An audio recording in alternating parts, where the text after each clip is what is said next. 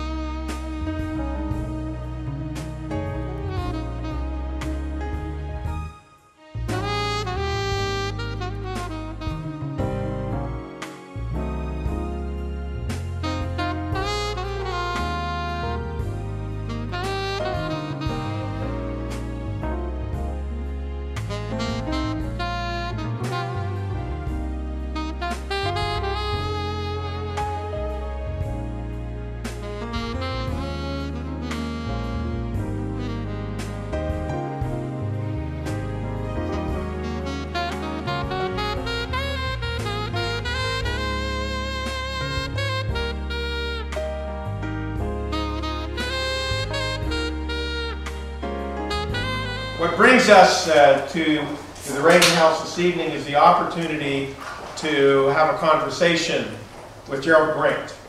Gerald Grant is an individual who has nearly a lifetime of commitment to FIU. He's got 2 degrees from our great university.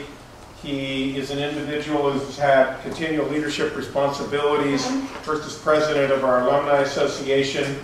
Then he was active in the President's Council, and now he's playing a leading role in our foundation. Gerald Grant is an individual who has a professional career as a financial planner, a very successful career.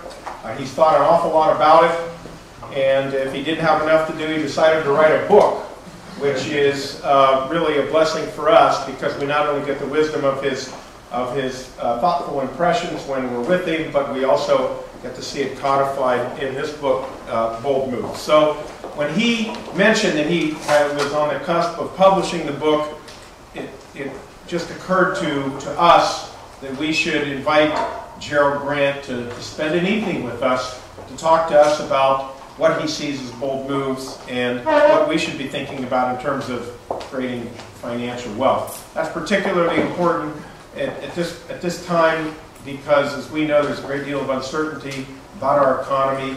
There's a great deal of instability in wealth management. The rules are changing. The context is changing. And so what I'm looking forward to this evening is a nice summary of the book that I know Gerald will provide. Then we're going to really the intent is to have a conversation. And in that conversation, you'll be able to ask the question or get clarified an issue related to creating financial wealth that you've always wanted to. We got the right guy here. Please join me in welcoming Gerald Grant. As a financial advisor, I always give advice. So I decided to take my own advice, and when I started to do this project, I said, wait a minute, I know about financial planning. I don't know anything about writing a book. So what I did was I pulled together some of the most brilliant minds that I know that was in South Florida. I wanted someone that was in radio, someone that has written a book, someone that was from a PR point of view, someone that was very good in the social media, and those are all of the skills and skill sets that were necessary. When you're in the financial services business, you're joined at the hips by our corporate attorneys. So as a result of that, this book, even though I wrote it as Gerald Grant, because I'm a registered representative, they can't separate the two. So anytime I do a presentation have to show disclaimers. Pretty much what the attorney said, as advisors, we don't give tax advice, and we don't give legal advice, but this book is presented tonight more in the format of education. About the book, why the bold moves? Over the years, 25 years of experience, I've kind of realized a common patterns with individuals that either have money or people that don't have money. So one of the moves is this: you can't do what everybody else do because most people don't have money. The people that have wealth, their kids, they not only go to school, they not only graduate, but they try to be the best among their class. For the majority of people, their kids just go to school. The kids from the wealthy parents, not only do they go to college, they establish credit, they buy cars, they get their first apartments, they learn how to manage money, and while in college, they also learn how to invest. Well, the kids that didn't go to college, they start working, and because they started working, their income is not as great as the kids that graduate. So it's like this, it's like two cars. One car is going at 55 miles an hour, and the next car is going at 65 miles an hour. The car that's going 55 will never catch up. So one of the big things that helps with the bold moves is education. It was interesting. Mark was sharing with us a video. He shared it with the Board of Trustees approximately a couple weeks ago. Did you realize that maybe 50% of what the kids are learning by the time they graduate is going to be outdated? I was sharing a story with a friend the other day, and we were talking about faxes. Did you know the first fax that they used to come out? Like 3 days later, the document that was faxed would fade off the page here.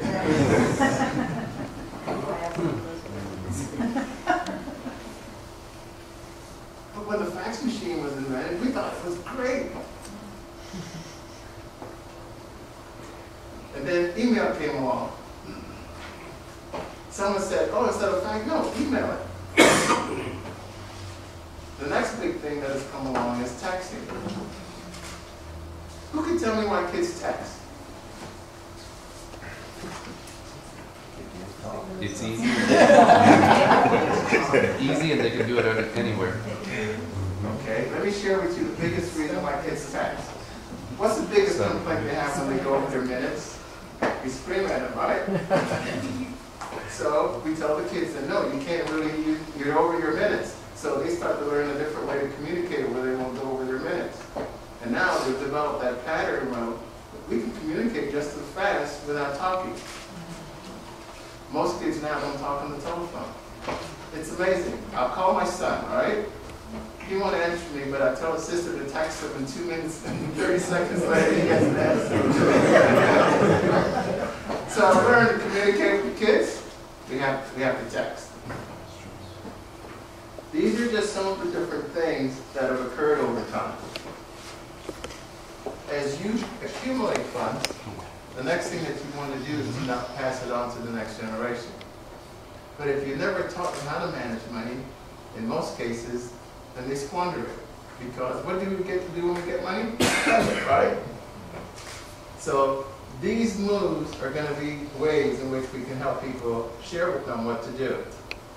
As you get older in life, some of the other things that you do, most clients that are successful, they seek advice. Some people say, oh, I could do that on my own. If I had to do this book on my own, I would have failed. That's why when I did the first book, I hired a consultant that wrote one. It's the same thing in life. You start your own business.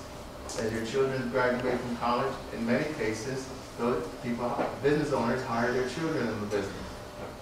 As opposed to with the non-wealthy individuals, they not only start new businesses, but in many cases it's underfunded.